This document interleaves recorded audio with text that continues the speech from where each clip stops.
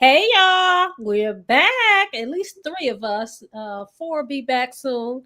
Welcome to Detroit Black and White, our Friday nights edition. If you are watching, you know what we want you to do. We want you to like, subscribe, and share, and tell all your friends about the greatest show. What on these YouTube streets? Catch Detroit in Black and White on all social media platforms. And then we want you to join us again and tell your friends again about us on Saturday morning. Hey y'all, I missed you.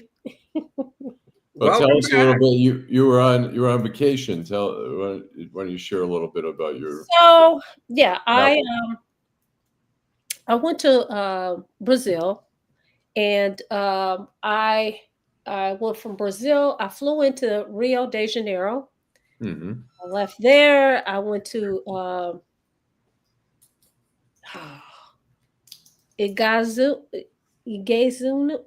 You know how to pronounce it. Iguana, Fade, the falls. You know where the falls are? Iguazu, Aguza or something. Igizunu, or Iguza, whatever. When we go to break, I'll correct it. But somewhere. yeah, I went there, and from there we went to Argentina because they had the Iguazu Falls, and you can see it from Brazil or Argentina. So we went to Argentina to see the falls. I went to did some tours while in Brazil. Uh, went and saw the. We went to the stairs. We went the Sugarloaf. We also saw the sculpture of Jesus Christ. So what I did all the touristy things. I stayed on the beach. I don't know if you could tell I have a tan. I don't know if I'm browner than I usually am, You look but like you're sunburned. All our friends were here. See all our friends, Jill and yes. Ken and Uh, Kenneth, and but they I were want to here. share this with you guys, and you guys probably already know this. I will say this: I came back grateful. Why? Because I realized that we complain a whole lot about we may not like the current administrator, we may not like our mayor, we may not like, hell, we may not even like our neighbor. But at the end of the day, when you go to different countries that is unlike America, people are just happy to be here, to be alive. And I realized that of course, I couldn't speak Portuguese because Portuguese is the language. I also went to Ipanana while I was there. Impanina, I'm sorry, Impanina while I was there. I may not have been able to speak the language, but because I believe that God has created us all in His image, we were able to communicate by our facial expressions. The eyes don't lie, the smile, your face, everything. So I came back really, really grateful because I saw people that were very, very poor, but they're not walking around like they're poor. They're having a good time. I enjoyed the culture. I enjoyed the food. I enjoyed the rest because even though I did, let's see, one, two, three, five tours, and I flew from one city to another city. I was well rested, so it was really really nice. I met people from other parts of the world, but Brazil is very big. It's very big. So I met Brazilians, but I also met a couple from Poland. I met a couple from England. Uh, I'm trying to think of who else went, and I met some fellow Americans, but it was, I had a really good time. I'm glad I went. All right, welcome back. So Yeah, yeah, great yeah, trip. So yeah. say hello to our friends. Recommend it? Yes, Would you recommend it for people to go there? I will recommend it. So people say, "Oh, Vanessa, be careful when you go. Crime is high." And listen, I say I live in a big city, in an urban area. Crime is high here. I mean, you just don't do foolish things, right? Um, but it also brought to mind that the fact that when you talk about high crime areas anywhere in the world, there's things that are in common: poverty, illiteracy, the lack of opportunities. Those three things go hand in hand. Jobs. So if you are safe, I mean, we took taxis, we took the Ubers.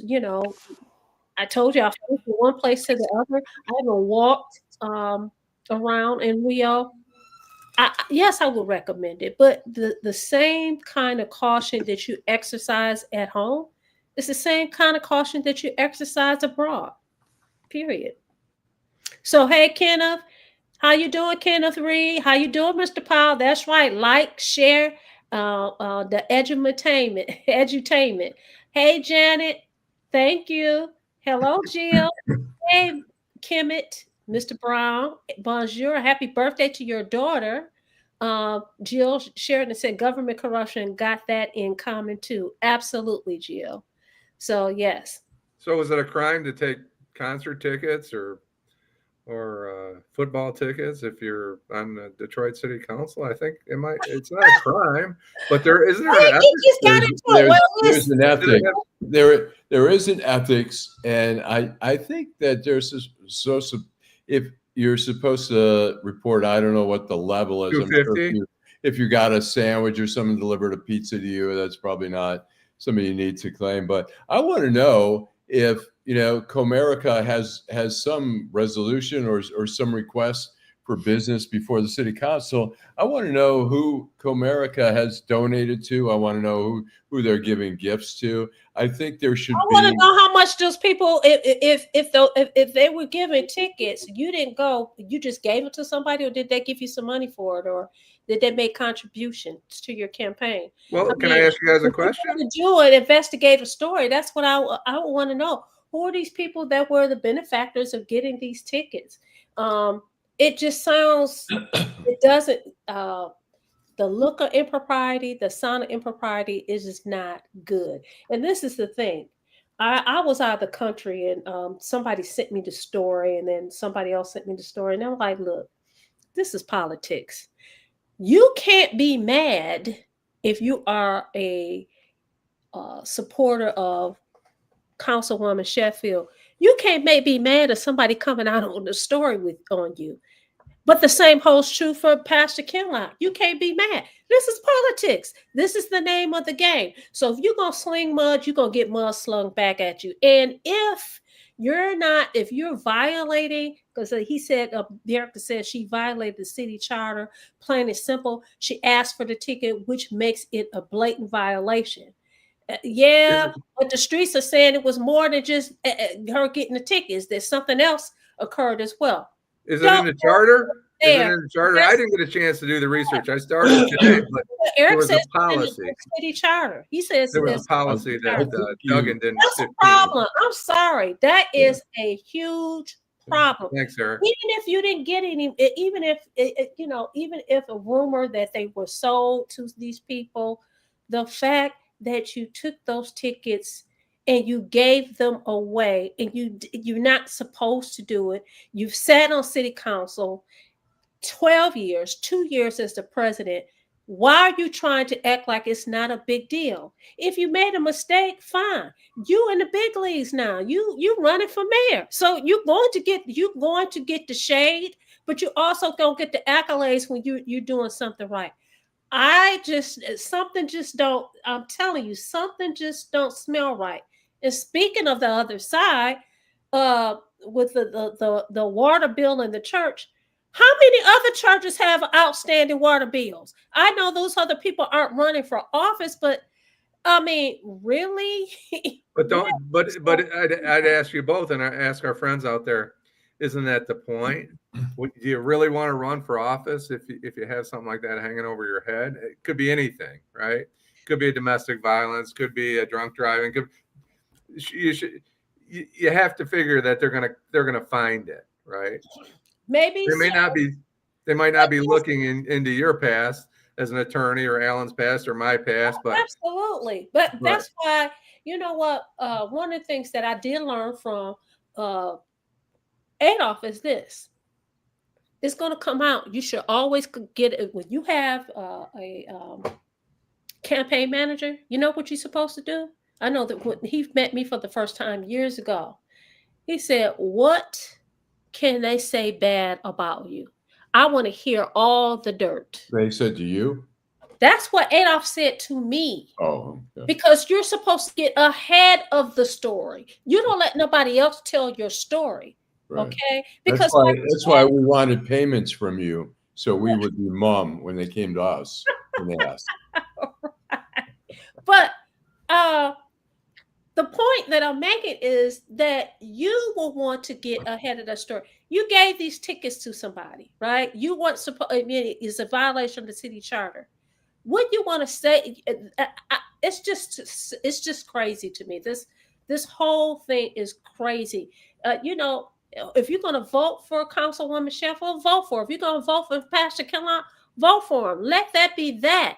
But just know that because it's politics, the mud is going to be slung both ways. Period. The end. Well, I think one of the standards should be like, if we're not getting free tickets, you should not be getting free tickets. You're only getting free tickets because what? Because you have influence, and that's what we don't want, is that big corporations giving away free gifts and everything like that, so that when their requests come before you, you feel like, I'm not. Right. Most people, not all. Exactly. Some people will be, screw you, I don't care what you give me. But look, in newspapers, we don't take, when I was at the Washington Post, I wrote a story about a cafeteria, a famous cafeteria that was closing. They sent pies, to the office. They made me take the pies. They said, we are not taking these pies. I went and gave it to the homeless out there. You try to have standards that you're not compromised. And I think people, as voters, we want integrity from. I think if there's not a mechanism to report these kind of gifts, there should be. But Eric is pointing out that there is something there already. I mean, we have nepotism too. I know we've talked about this before. I think there's a lot of things that we want a professional city council, and we want an honest city council. We've seen some city council members go to prison. We don't want that. It's bullshit. Listen, we don't. And you know what? I understand that Jeezy gave her a shout out. I was like, if this is not deja vu, I don't know what is. That's a problem. One of the things that people were really excited about is that, listen, that we may have a woman as a mayor of the city of Detroit. That's a big deal. But you want somebody with integrity. And I'm certainly not implying that she doesn't have integrity. What I'm saying is the mudslinging has begun. And if in fact what they say is true, it's a huge problem. And your people want to cover it up. That's not cool, because that goes back to the lack of accountability. So is it done? Is it all done? I don't know. I have no idea. Listen, I was out of the country. I get a story. And this is the other thing. Why the hell you getting mad at me? Because, listen, I have a beef with you, sir. I'm just using this as an example. Why are you mad at me? Because I'm not supporting who you supporting. I have the right to support who the hell I want to support. That doesn't mean I don't dislike you. That means that I don't want you for that job. I'm going to give you guys an example. When former Mayor Kilpatrick ran for office, he and I was in law school at the same time. We have mutual friends, okay? We know each other. And so people knew that I love working in politics, and I have worked on campaigns, presidential campaigns and that thing. And they asked me to come and work on his campaign. And I said no. Because my discerning spirit said he wasn't the guy for the job. I liked him. I thought he was very charismatic, but I did not work on that campaign. The second time that he ran, of course, I wasn't asked because I wasn't going to do it.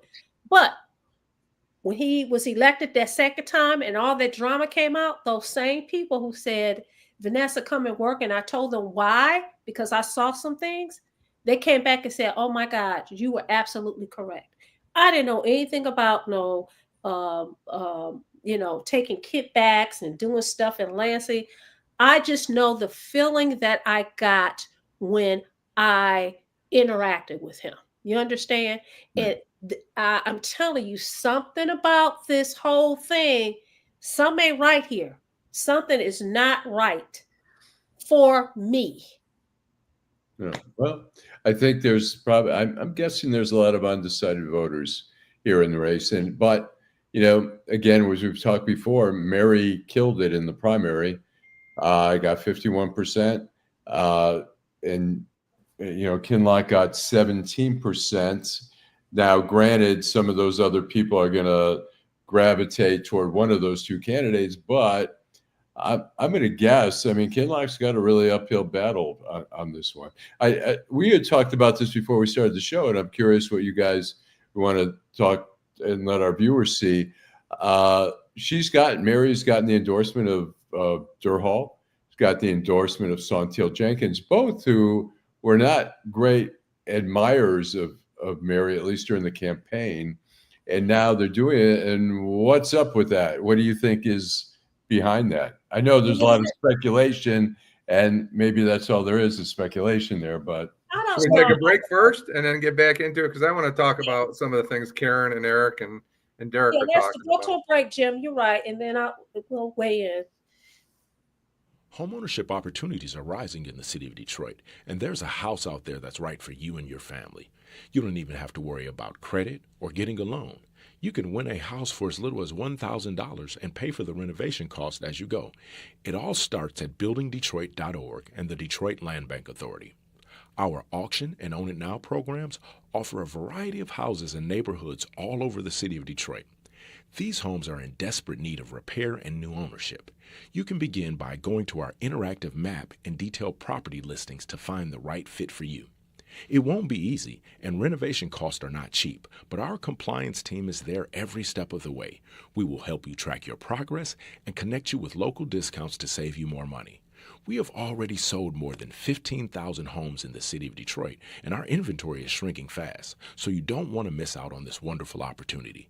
Start your home buying journey today by visiting buildingdetroit.org. Homeowners.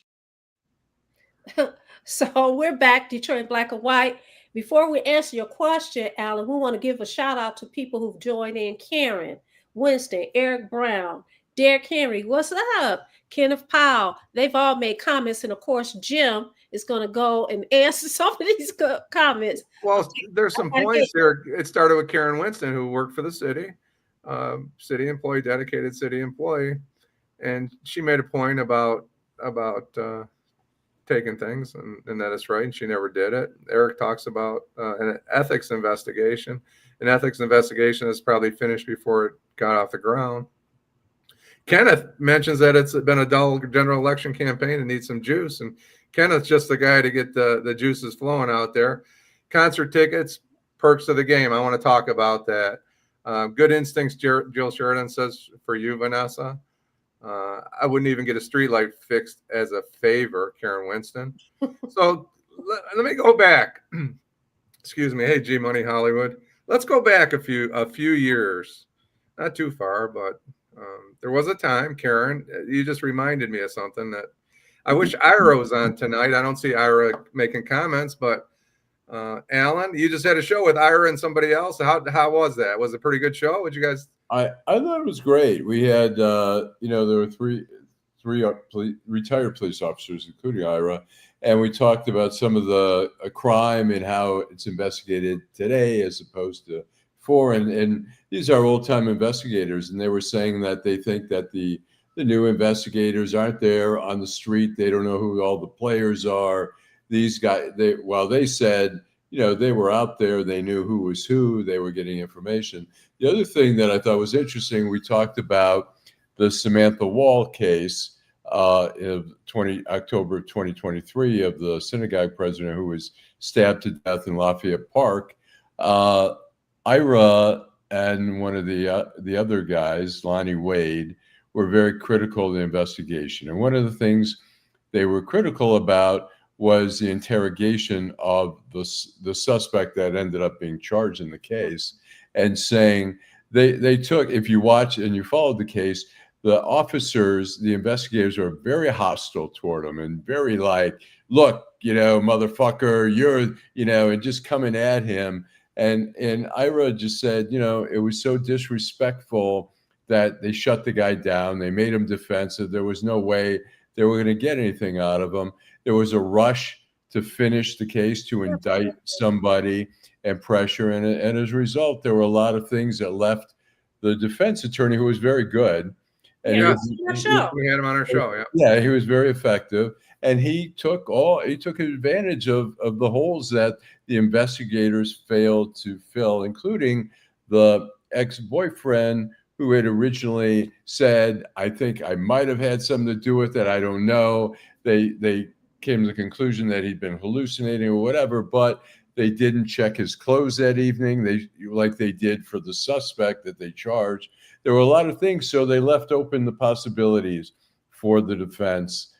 So they were very critical of that investigation. It's kind of heartbreaking. We want to know, did that guy really do it or not? If he didn't do it, then, great. Then, the verdict was correct. So my question then, Jim, is you opened up the Pandora box asking about these doggone tickets.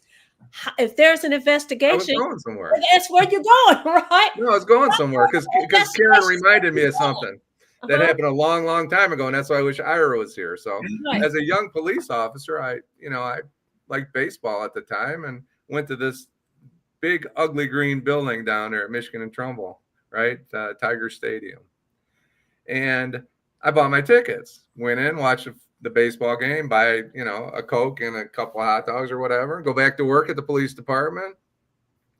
And the first question somebody said is, "You didn't buy tickets, did you?" Now, what do you mean? What do you mean I didn't buy tickets? So I wish Ira were here, because I think in the early 90s, I don't know how far back it went, but this goes back to what we're talking about. You go to right field and there's a cop working right field. You just tell them who you are, show them your ID, and you walk into Tiger Stadium, right? It was a time where it wasn't really busy. Wasn't a lot going on. Maybe they considered you security, whatever the case was. But, that obviously would be probably a violation of the city ethics department today. Mm-hmm. At that point, it was done on a regular basis. I'm not saying it's right. It probably wasn't. But, I got called out for paying for tickets, right? In journalism, again, and I'll say we had at Deadline Detroit for a long time. We had a restaurant show where we went, the critics went and tested food. We even went to White Castle when we took a chef from the owner of some high-end restaurants in Detroit and took him along. We paid $95 for White Castle for all the food that we ordered there. And the idea is that, and I would always tell the critics, I said, pay for the food. We don't want free food, and we don't want to feel obligated. If we don't like it, if we're critical of it, we don't want them to say, hey, fuck you, we gave you free food, and now you turn on us like that. We try to keep the integrity. And, officers, the same thing, politicians, whoever, we want integrity, and so, Kenneth's talking about the Tigers' play is unethical. Right. G Money Hollywood has something interesting to say. He says the pastor was never serious about becoming the next mayor. If he was, he would have run a more strategic campaign, and he would have most likely finished in the 30th percentile in the primaries. I do think he was serious, but I do think that there are some factors here. One, Councilwoman Sheffield came out the gate very early saying I'm running, right? So you have that. You have name recognition. She started off with some money in the pot. People started giving immediately. The other thing is, I think you had 5 million people running for mayor. So it was split. And even the day of the election, Alan can testify to that if he was in court, because he was out in the streets. He was out in these streets for the YouTube channels, interviewing people. And people even then were like, I don't know who I'm going to vote for. And they were there at the site to vote, and they were not sure. You had all these names. I talked to people who said it was so, excuse my expression, it was so many damn names. I just said, forget it. They didn't say forget it. They said, I just said forget it. I just voted for city council. So so to your point, Alan, there's still a lot of people that are undecided. So, you could listen, she finished in over 50%, but you had all these other people. Now, Alan, you asked a question earlier. You want to ask the question again so that I can answer or make sure that I answer. I'm trying to remember which question it was. Okay, I can tell you what the question was. I'm trained to do that.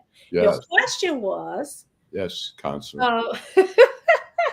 Your question was, before the show, you said we had a brief conversation. Oh, about the endorsements. Yes. And so you want to finish it up so that I can answer? Yeah. I mean, we were asking, like, what gives? I mean, Santil Jenkins was very critical of Mary, and they were bumping heads. I mean, it wasn't just, you could tell. I mean, Mary accused Santil of abandoning the city during the bankruptcy. Santil said, I left after the bankruptcy had already been settled. And then Mary, Santil took a shot at her during the debate and said, if you want somebody who's on Instagram but isn't showing up for meetings or whatever. So there wasn't a lot of love there. And then, I don't know, Durhal. So, I mean, you start to ask, what makes them? Is it just that they don't see Kinloch as a good candidate at all? Or is there something they're being promised? I mean, we know that Fred Durhal has his sights set on running in the 12th Congressional District, which includes parts of Detroit, parts of Dearborn, Southfield. And so I'm sure he would love to have Mary. So he's betting maybe who's going to win that race, and then who am I going to get the endorsement from? If I endorse Mary thinking she's going to win, she'll endorse me. And then, with Santil, I don't know. I haven't heard of any chatter of her running, but look, the 13th Congressional District is up again in 2026, and she'd be a pretty good, strong candidate for that. And so the question is whether she wants to leave Detroit and spend, more time in Washington dealing with all the bullshit there. But so she would obviously love to get, if she's running in the 13th Congressional, she'd love to get Mary's endorsement. And that may be, or Mary may say, look, I'm going to have some funds left over. If you want to run for Congress, I could help your PACs or whatever, throw a little money your way. I don't know. It's totally speculative. It could be just that she likes Mary, but it seems there's got to be more to it. Yeah, I would agree. And you're right. We'd be speculating. But I find what's interesting in that question is I'm looking at the person who hasn't endorsed Councilwoman Sheffield. And I'm looking at that person. He got more votes than the city council person, Fred Durhal. Right. That would be Todd Perkins. He has not come out and say he endorsed her. As a matter of fact, it appears as if he's like, listen, I'm staying out of this, right? For me, that speaks to his integrity. It speaks volumes about the person that he is. So far, we have not heard anything about him saying, okay, I'm getting in this. That for me tells me that you really were running because you care about the city. You really wanted to be the mayor of the city of Detroit. You really wanted to make a difference. That's what it says for me. And I believe that all of us are given. Well, I have a question for everybody. Let me say something real quick. Todd would have definitely backed Santil if she were running. Oh, I totally agree. So I find that whole situation it was shocking to me. It is really shocking to me. And I don't know. Eric says Vanessa stated it clearly. It's all about politics. These people have their own interests that do not serve the interests of the people. Eric also made a comment about Pastor Kinloch, and he said Pastor Kinloch is not going to basically kowtow to business as usual in the city of Detroit. There is a question, and I don't know if Councilwoman Sheffield has been asked this, and I say this when people listen. I'm going to take me for an example.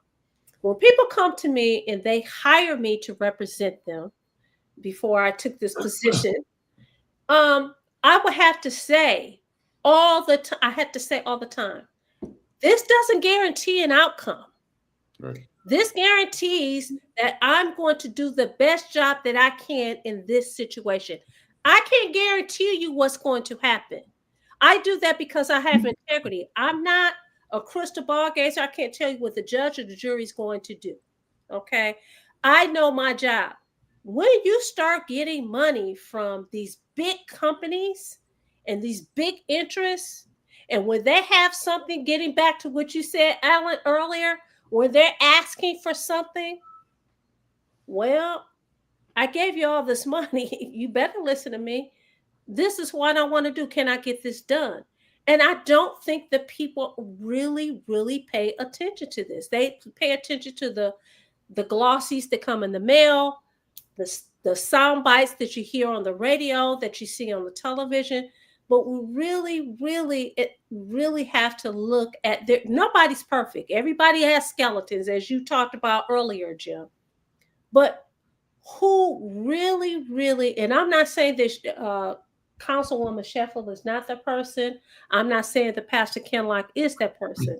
I'm saying to you as voters, you have to figure that out, because we know that people feel like if they're shelling out their money, I better get something in return. That is the reality. I think you're going to see, and you've already seen some of it, where the big money, the big, the Gilberts and all are betting on Mary winning. We're going to see that. It was interesting. One of our viewers made a comment about the tickets and said it's not going to make a dent in Mary Sheffield's campaign, and I think they're right. And the question is, what is going to knock Mary Sheffield off that pedestal that Kinloch needs a knockout at least in the debate. If he needs a knockout, and because there's got to be a dramatic shift for him to get back, really, I think, and maybe he is there already, but I'm still convinced that Mary is way ahead. I want to go back to G Money Hollywood's statement about Pastor Kinloch, but a couple of comments. It's all about the politics. I think we talked about that. Kenneth Reed, State Rep Donovan McKinney is running for 13 congressional. People are lining up. Interesting. Karen Winston, she supported Todd Perkins. It's also interesting that Durr Hall is the only sitting council person to endorse Sheffield, or he wants something clearly. And then the question: what's going on with the other council members? Mary's the president. Nobody else is right. Nobody else is. Detroit wants somebody interesting. They're like, we're staying out of this. Kinloch, Derek, you're right about Alan. You're right about Jenkins, G Money Hollywood, and you don't pay off any judges. Karen, Sheffield and her daddy are in the oligarchs. I don't have any money to pay anybody. Marlon, our friend Marlon from Florida, the powers that be want Mary. I want to see what an outsider brings to Detroit. I want to see what an outsider brings. I think we just had an outsider. I think a lot of people think that the current mayor is an outsider. Detroit politics make me nauseous. Karen, I understand that. Dominique, I'm saying Pastor Kinloch is that person. He will make a change. When is the debate? I believe it's October 15th. It's Mary's race to lose. There's going to be an October surprise. And Marlon made a positive comment about me. Thank you, Marlon. It's called Low Light. So anyway, I want to go back to the comment, G Money Hollywood, if I could, just for a second. And we saw it with Hill Harper. And I think we're kind of seeing the same thing with Pastor Kinloch. They are not employing the right people, which leads to a bad campaign. And I'd like our viewers and your thoughts. They've brought in a new team, but it was too late.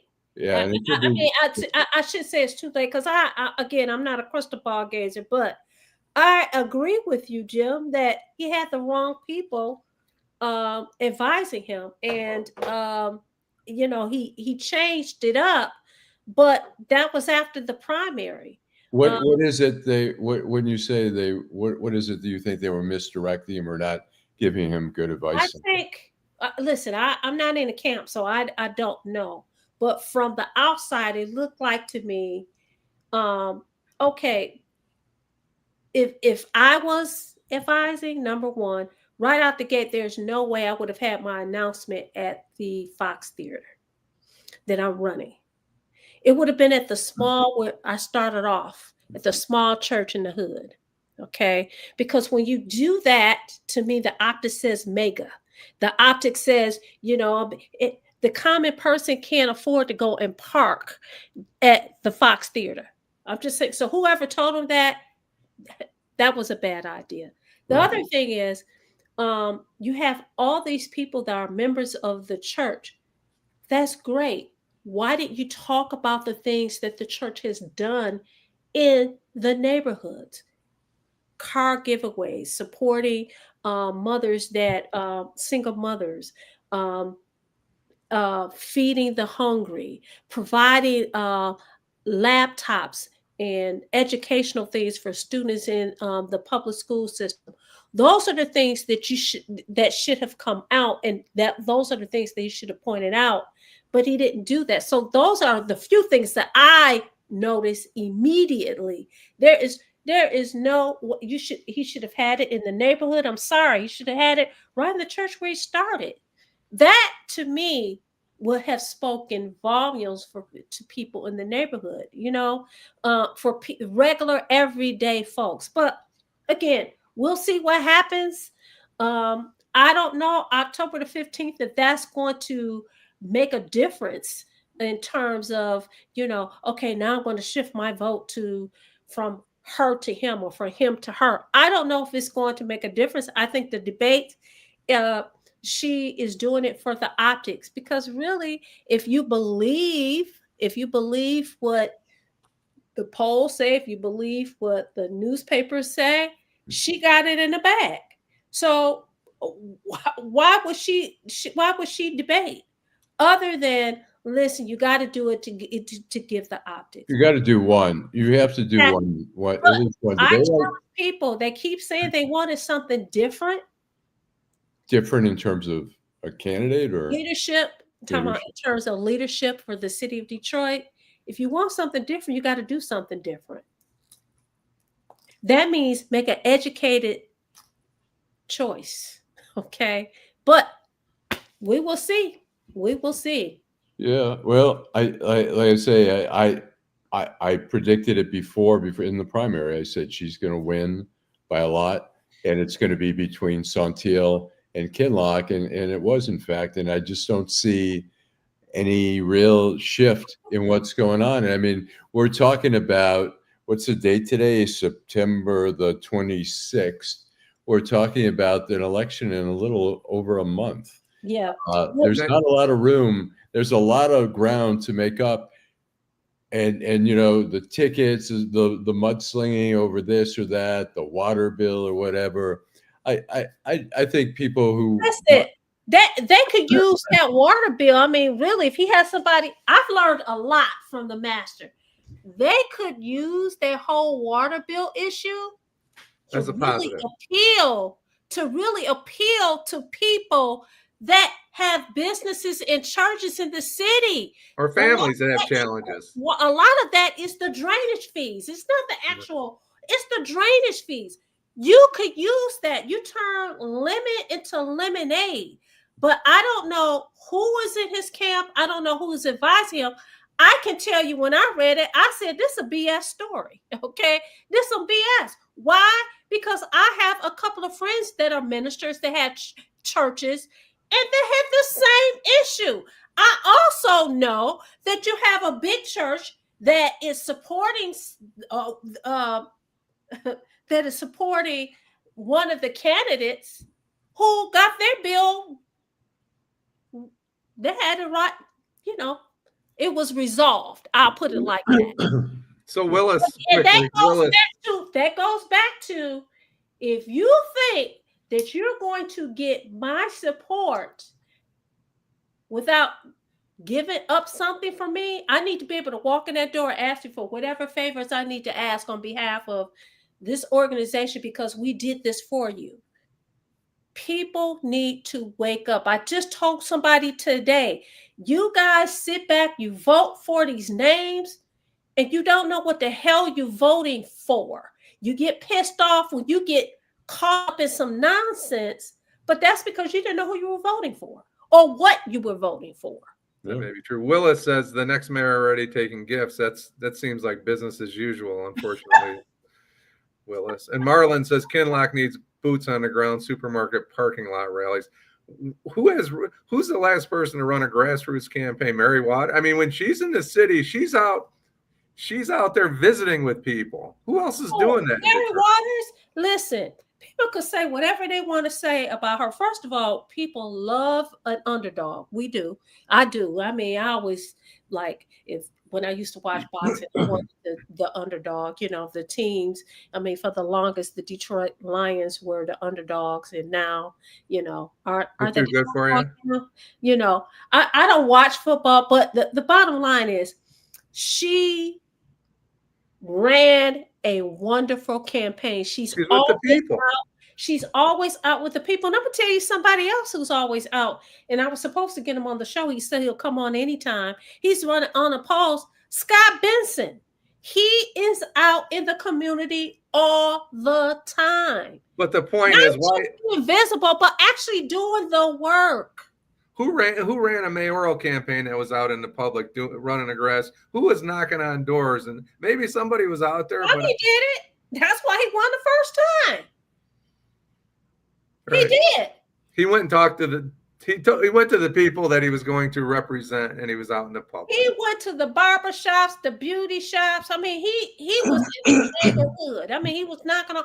He had the boots on the ground. Somebody asked a question about who advised Pastor Kinloch. Did somebody advise him to run the deed?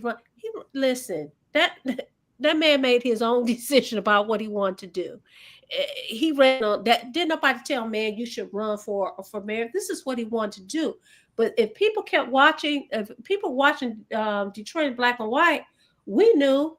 We had a guest on the show who said, well, we need a African American mayor in the city of Detroit. People didn't pay attention to what this man said, okay? And someone on the panel said, well, are you going to run? Because somebody had already told them about what was going to happen. And they said, oh, I don't know. Listen, he didn't just wake up one morning and say he's going to run. This is something that he decided that he was going to do. But that rollout, it was messed up. Sorry. I wonder though. I mean, how many people remember about the pub crawl? Yeah.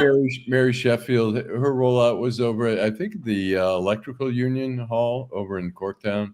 I don't know. I think you come in with a deficit. Mary's got the platform. She's got the machinery. She's got the money. She's got the connects. And he's not that Sheffield's got a big congregation. I don't know how many are in. Who has a big congregation? Not sure. I mean, Kinloch. Kinloch has a big congregation. I haven't figured that out. Some people don't live in the city, and a lot of the people don't live in the city. I'm transparent. I belong to Triumph. Right. Okay. Thank you, Tamari, for your comment. I lived in Southfield, so I went to the Southfield campus. When I moved to Detroit 5 years ago, not to run for office, I moved to the city of Detroit because I wanted to come home. My kids are grown. I'm by myself. I moved downtown. But and so I go to the Boulevard campus, or I visit Bedside Tabernacle. Bedside Tabernacle is at home. I turn on my television and I watch it from home. But the bottom line is, a lot of the members don't live in the city of Detroit. Okay. But I will say that, like my family, because I'm transparent, it's quite a few of us. And quite a few of us belong to Triumph. But guess what? I'm the only one that lives in the city. Interesting. Do we need one more break before that? I'm the only one that lives in the city. I have Canton relatives, Southgate relatives, Mhm. Bedford relatives, Southfield relatives, Highland Park relatives. So they don't live in the city, so they can't vote in the city. Yeah. Well, Uh, yeah. So I just, I Hey, don't, happy birthday, Cynthia! Cynthia Johnson, who watches the show.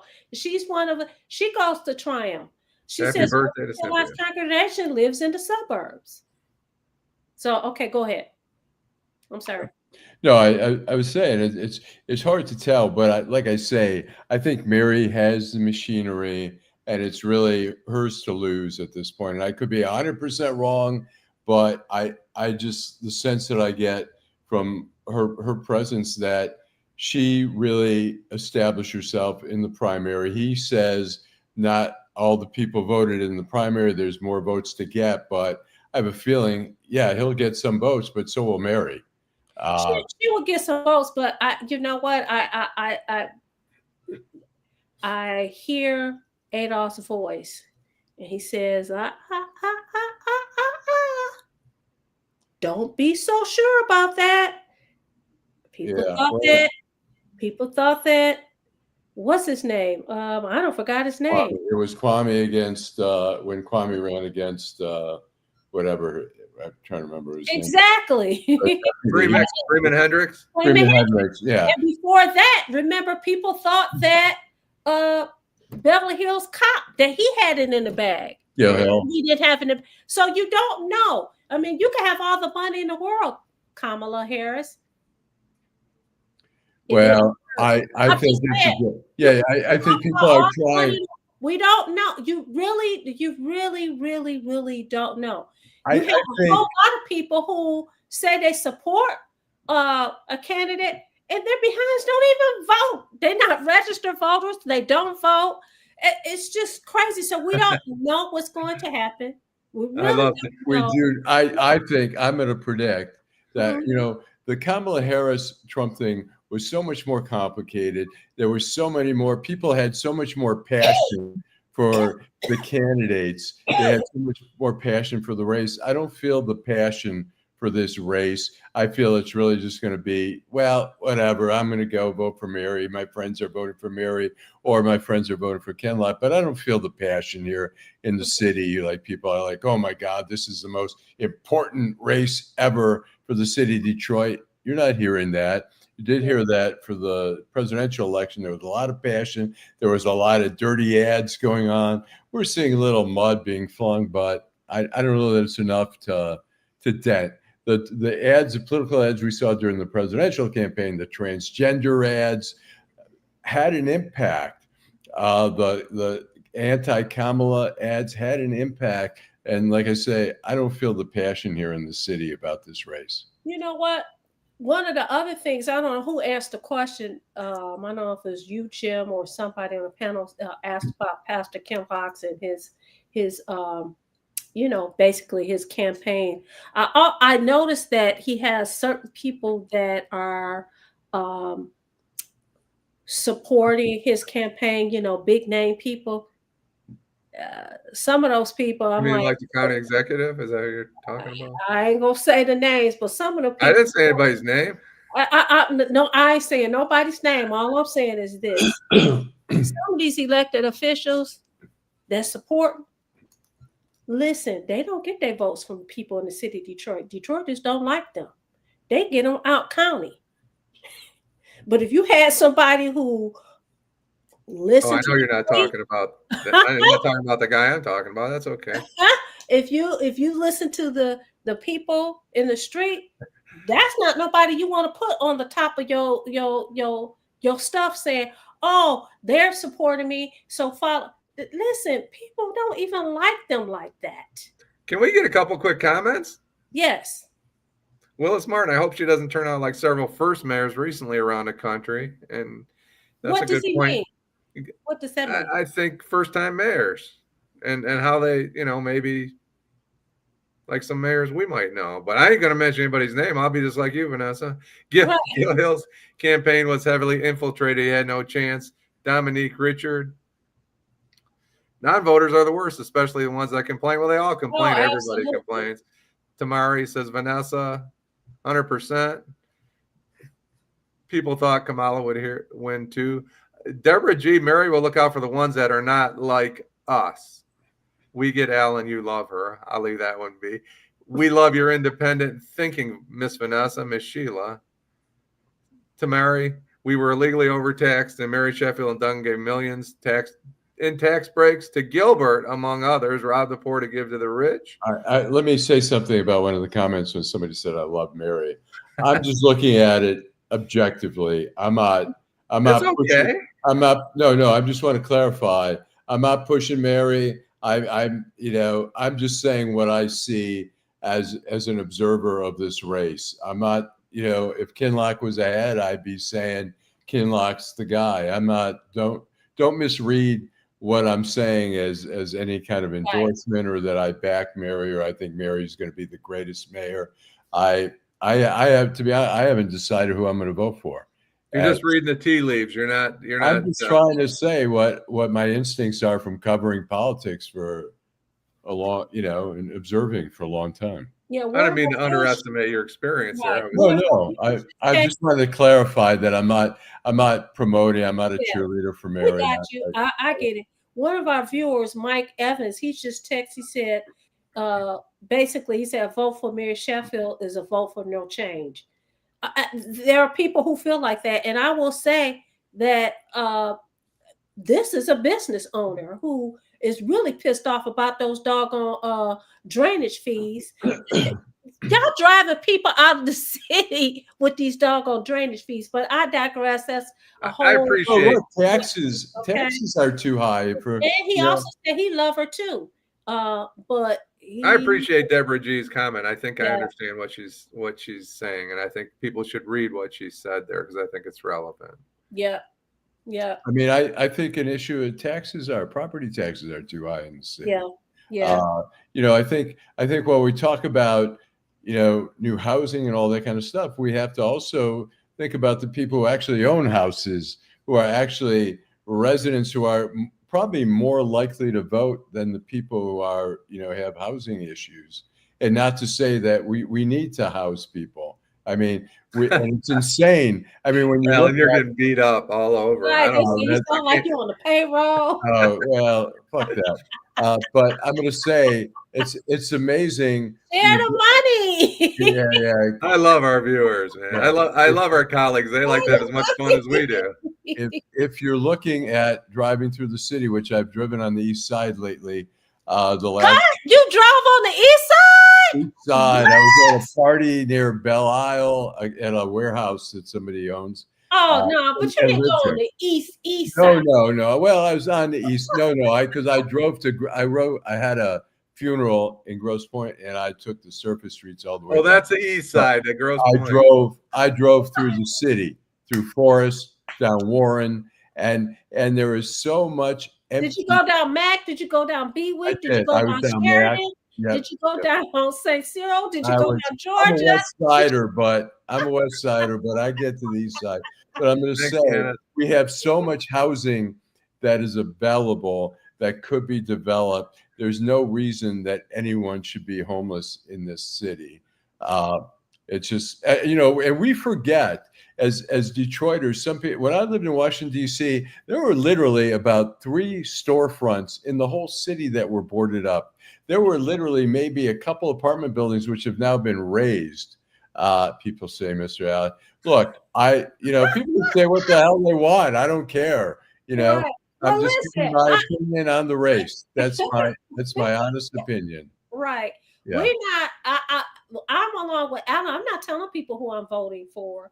I tell people to make an informed vote, but I am not going to sit on the show and act like I don't have a likeness for Pastor Kinloch. I belong to the church. Okay, I belong to the church, but I will tell you this: I'm an independent thinker, and just because I belong to the church don't mean that there's a guarantee that listen, you're gonna have to show me. Listen, I'm looking at you. I'm gonna have to start defending Listen, Alan here. Even I'm Eric looking at who says he you're drove down Mac. surrounded by. Those are the things that make a difference for me. Listen. Listen. So No, I think, look, it's Eric said Yeah. you drove down Mac. They mess You're with you. getting beat up by our own partners here. hey, I drove, I'm more of a West Sider. I'll admit that. But so when I go to the East Side, my eyes are a little wider open, observing what's going on. But there's so much. There's still. Oh, you know what? Now you about to. Oh, we about to box. What you mean?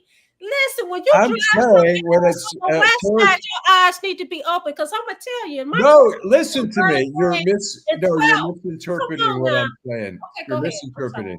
I'm saying because some of it's new, it's not as familiar to me. I'm more observant. I'm taking it in. Okay. As a journalist, I want to know as much about the city as possible. So when I get to that side of the city that I don't go to enough, then I like to see what's going on, and I'm observant. But I still see too many storefronts that are boarded up, too many empty fields. And so when we talk about the narrative about Detroit, I get where people are saying, yeah, I mean, look, don't hate on downtown and midtown. It's great. But also I understand why people can be resentful and say, look at our neighborhood is not downtown. It's not sparkling or whatever. So that's my, They messing with you. They said, There. oh, he had his doors locked. He should have. Tamari, Black Wealth has been stolen. Look, I'm driving. I have my doors locked. I'm driving like this. Thank you, Tamari. Black Wealth has been stolen, and that's a crime. Reparations. Eric, that's the most direct route to Grosse Pointe, Mac or Jefferson, right? I guess Mac is faster. I But took Belle Warren. Isle, he didn't go on Mac. Warren. I went down a good stretch of Warren. You don't have to defend yourself. And no, I'm just saying where I went. And then I was on Mac or whatever. So but look, this is, the other thing you get is that Yes, it's like such our a doors huge closed. city. It's such a big city. It is a big city. And it's like people take it for granted that they think this is a normal city where every city has empty, just blocks and blocks of empty fields and boarded up buildings. It's not that way in a lot of cities in America. That's Detroit true. is unique. That's true. Yeah. And quiet as it kept, I don't know. Do you drive through Southwest Detroit? Because I do. I do sometimes, yeah, sure. And man, some of those, it's like it's tight. I mean, it's tight. Okay.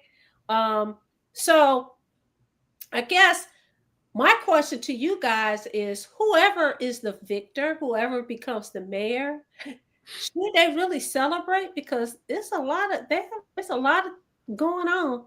It's not positive. What do you think, Jim? I think it's a big job. I whoever it is, it's a big job. Can they concentrate on more of a global view of the city, or what are they going to focus on? I guess is the question. They all have their catchphrases and their catchwords. We're going to do this. We're going to fix poverty. We're going to fix housing. We're going to fix jobs. But it's way bigger than that. You need a plan. You can't just go out there and say we're going to have affordable housing. I mean, they all announced who the hell's against it? Right. Right. What about you, Alan? About what's the question? I said, whoever is the victor, do you think that it's a celebration, cause for celebration, or do you think that they really have it's really not a celebration because it's a big job? Well, I look, if you're running for it, you want it. You think you can make a difference. Hopefully that's the reason that you're running. And so, yeah, it's a reason to celebrate. I think you should be excited at the idea that you think you can do a better job of moving the city forward, which is great. We've had Doug in for 12 years. It's probably a good thing. We have a change right now, but it's overwhelming of a job. I mean, you can't, no matter how many years you're there, 4 years, 8 years from now, crime's not going to be gone. Housing is not going to be, the issue's not going to be resolved, but you hope to make a dent in that. But you can't, cities are so complicated. There's so many different people at different income levels and different, situations. Nobody walks away and says the city is solved, but hopefully they walk away and say the city is better. What's the solutions? Like Detroit Joe talked about gentrification and the challenges with that. Sorry, Vanessa, go ahead. Wrap it up. Thanks to. It's time for us to go. We forgot to go to a commercial a second time, so we got to make sure we do it tomorrow. But listen, we want to tell you guys, thank you so much for rocking with us. Oh, dang, I took somebody's campaign, Rock with Ken Lock. No, thank you so much for watching Detroit in Black and White. Thank you so much for making comments and participating. Thank you so much for supporting us and listening to us. And sometimes we talking BS, but we appreciate you loving on us. And Marlon's coming back home. That's good news. Yes, we want you to come back tomorrow morning at 10 o'clock. Join the conversation. We love you. We'll see you tomorrow morning. Peace. Thanks, everybody. You made the show, like always.